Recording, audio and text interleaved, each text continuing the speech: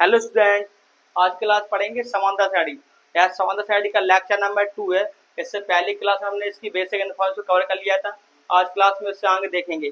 आज की क्लास में पढ़ेंगे कि किसी भी एपी का एन पद कैसे ज्ञात किया जाता है और इसका सूत्र क्या होता है। तो चलो इसको क्लास को कंटिन्यू करते हैं। समांतर सारणी का एन पद का सूत्र क्या होता है? ए एन बराबर a plus n minus one into d. यहाँ पर एन क्या है? एन पदों की संख्या है, ठीक है। और ए एन क्या है? ए एन अंत्य पद को ए एन से लिखते हैं, ठीक है। अंत्य पद को एल से भी लिख सकते हैं, एल को लास्ट टर्म। तो चलो देखते हैं पहला सवाल क्या है। पहली एपी क्या दी गई है? 7, 10, 13, 16, 19, 22 का 15वां पद कौन सा होगा? मतलब A15 याद करना है। तो सबसे पहले पैथाओं को A1 से लिखते हैं। A1, A2, A3, A4, A5, A6 ऐसे अपन A15 याद करना है, ठीक है। तो सबसे पहले एपी में कुछ भी पूछे, सबसे पहले आपको दो मान निकाल के रख लेना है। सारवंतर कितना है, मतलब डी का मान कितना है, और अंतिम पैथा पद कितना है, ठीक है। अगर आपको ये दो मान पता है तो आप कुछ भी एपी में कुछ भी निकाल सकते हो, ठीक है।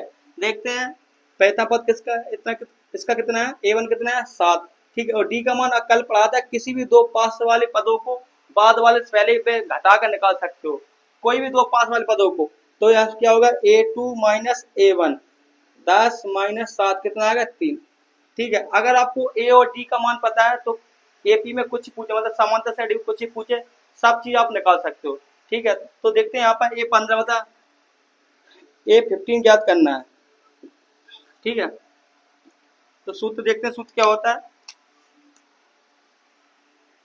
ए एन बराबर a plus n minus one into d, ठीक है। तो A15 ज्ञात करना है। ए का मान कितना है? 7 प्लस एन एन एन कितना है? 15 ज्ञात करना। तो 15 माइनस वन इंटू डी कितना है? 3, ठीक है। कितना आएगा? 7 प्लस यहाँ देखो 14 इंटू 3, ठीक है। 7 प्लस 42 इक्वल टू 49, ठीक है। तो इसका ये 15 मतलब इस एपी का 15 पद कितना है? 49 है। अगर आपको ए और डी पता है तो आप कुछ ही पूछे एपी में समांतर सारणी में कुछ भी निकाल सकते हो, अगर ए और डी का मान पता है। देखते हैं दूसरा सवाल क्या है। दूसरी एपी क्या है? 21, 18, 15 का कौन सा पद -81 है?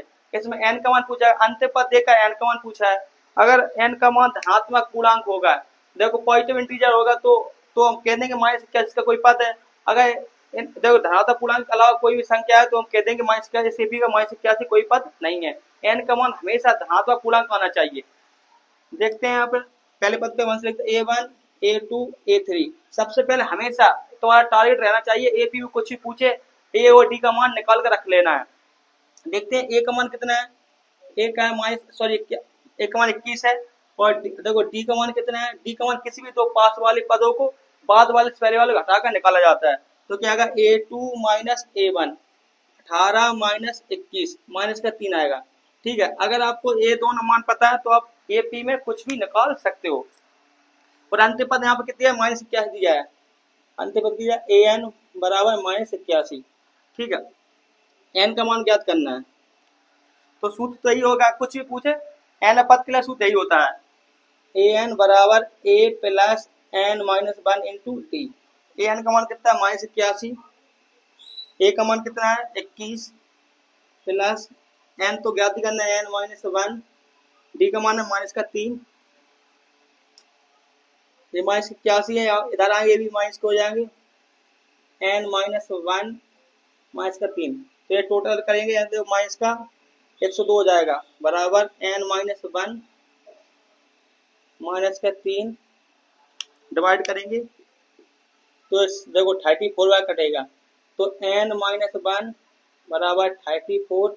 तो एन का मान कितना आएगा? एन 34 प्लस 1, तो एन का मान कितना है? देखो 35 आएगा, ठीक है। मतलब इसका -81 ए का मान 35 है। मतलब A1, A2, A3 करके ऐसी देखो ए 35 तक -81 का पद है, ठीक है। 35 पद है -81। अब इससे अगली क्लास पढ़ेंगे, इससे आगे अगली क्लास पढ़ेंगे। जय हिंद।